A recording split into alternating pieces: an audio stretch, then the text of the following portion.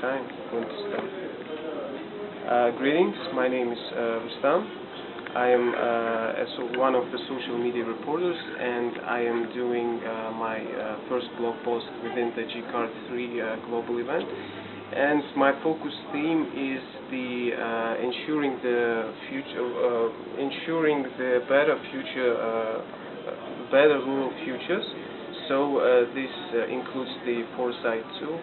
And about this, I would like to ask respective colleagues so they can make a definition and make some overview of what is foresight and how we can ensure better rural futures.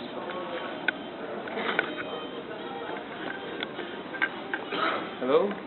Hi. Nice to have you here. So could you please, in short, introduce yourselves? Okay, I'm Iman al Kafass. I'm an independent international consultant on capacity development and human resources. I'm here as a chair of Team 5, which is about better rural futures. And you, sir? Yes, I am innovation platform facilitator, set up within the CGIAR Research Program on Dryland Systems, leading by CACAARI, as I am an advisor to Regional Forum, Central Asia and Caucasus Association of Agriculture Institutions, Regional Forum and Rural Advisors of Central Asia and Caucasus.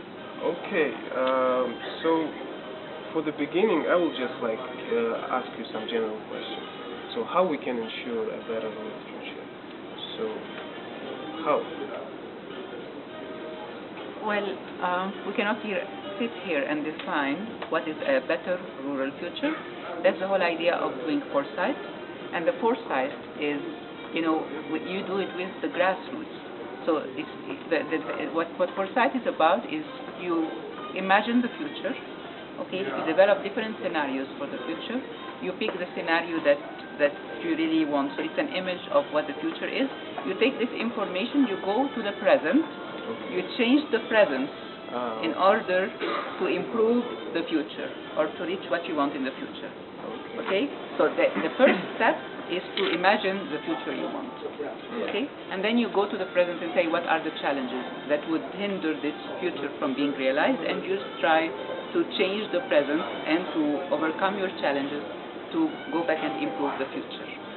Okay? So it has to be future, present, and future again. So going to future, then back to the future, back, and then back to the present, and then back to the back future. To the future. Okay. Okay, so that's it. Dr. Dosov, maybe you want something to add?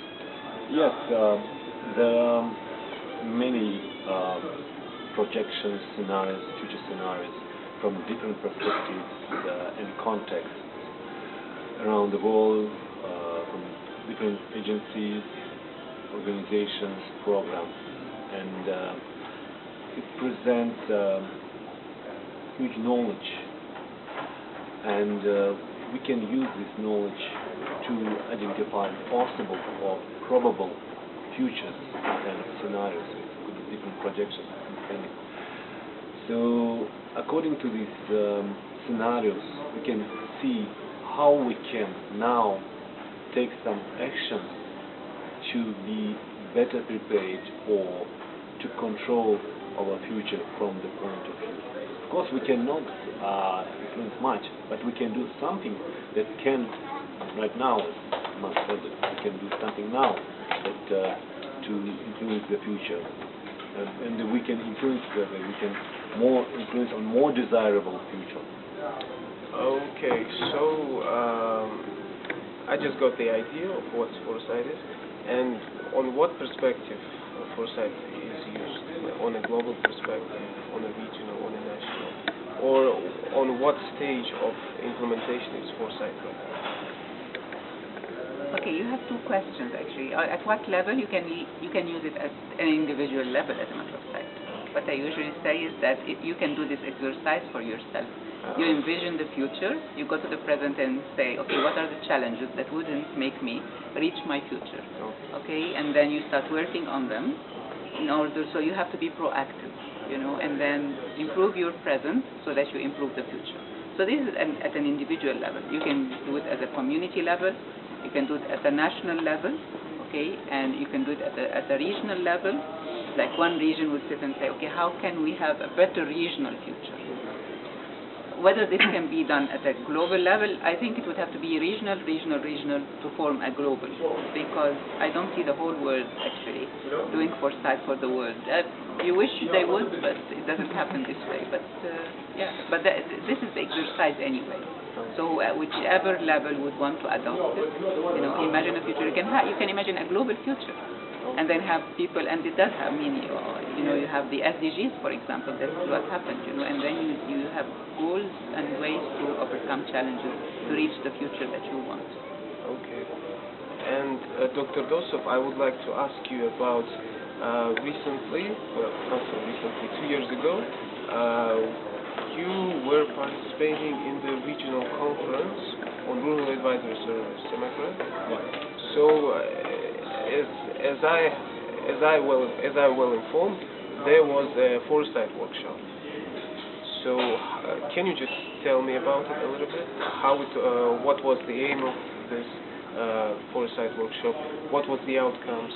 And what was the reaction of participants? How did they react to this innovative approach?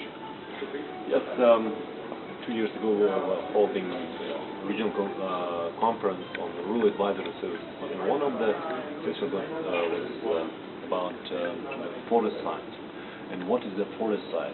The main objective of this session was the building the critical mass and advocacy and create understanding among the participants, because we had participants from different stakeholders at the conference, and create the understanding what is the foresight. It's not a prediction, so that's the main idea. Why foresight is important for agricultural sector, for rural areas. So it was a really interesting session, because we kind of considering different scenarios of future in agriculture, to urban or to the abandoned areas. So, and what would be in, the role of each stakeholders groups, and how these different scenarios, different future agriculture can influence. This is really important, and this exercise is really important. And this was just an exercise, but in fact it's showing that we need more comprehensive, more fundamental approach. There are a lot of fundamental research on the projections and scenarios from different perspectives, from perspective of the different disciplines. Food security, what would be the food security, Chinese society, what would be the economic situation, what would be demography, what would be the other projects about the future, etc. How this could be, how we can behave in these different scenarios. That's what I mean. Yes, and this was kind of the first step in the inception phase. When the constituents of CACAARI realized that we need to work on the foresight issues. So, and engage as much as possible. Because the more people understand that the possible futures, probable futures, the more comprehensive measures, actions we can take right now. So, if I understood you correctly, the CACAARI is have in its work plan to implement the foresight tool into its strategy and use it afterwards within the CSC region. Yes, we were saying that we are going to establish, setting up a foresight platform. We are not going to develop new scenarios or this, but we are doing the CACAARI is engaging different stakeholders in collective actions toward the common goals. So the CACAARI sees its role to engage different stakeholders and facilitate the collective action towards establishing such kind of platform. We are calling it foresight platform. Okay, so I guess we a little bit, no, not a little bit.